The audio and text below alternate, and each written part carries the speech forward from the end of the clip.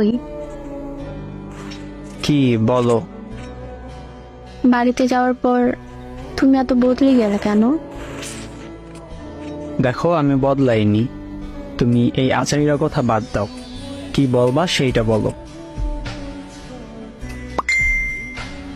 খাইছো? না, কি করো? কিছু না। আচ্ছা, বাই। চলে যাবা? হ্যাঁ, ঘুমাবো। আর একটু থাকো, সারাদিন তো কথাই হয়নি। আমি তোমার মতো সারাদিন শুয়ে বসে থাকি না। আমি অনেক ক্লান্ত, ঘুম আসছে আমার। বাই। ওকে, নিজের খেয়াল রেখো। আচ্ছা।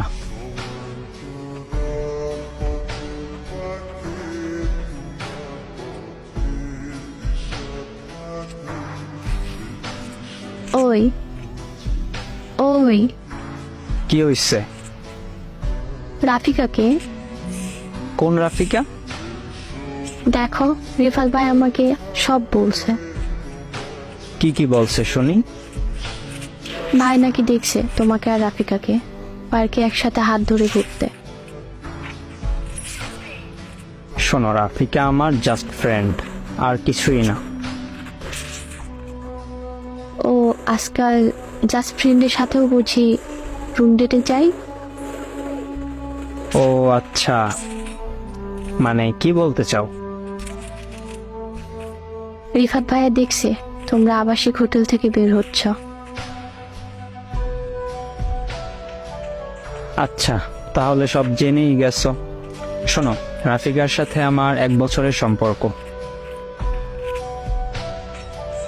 আমাদের সম্পর্ক 2 বছরে, মানে তুমি আমাকে 1 বছর ধরে ঠকাইছিলে।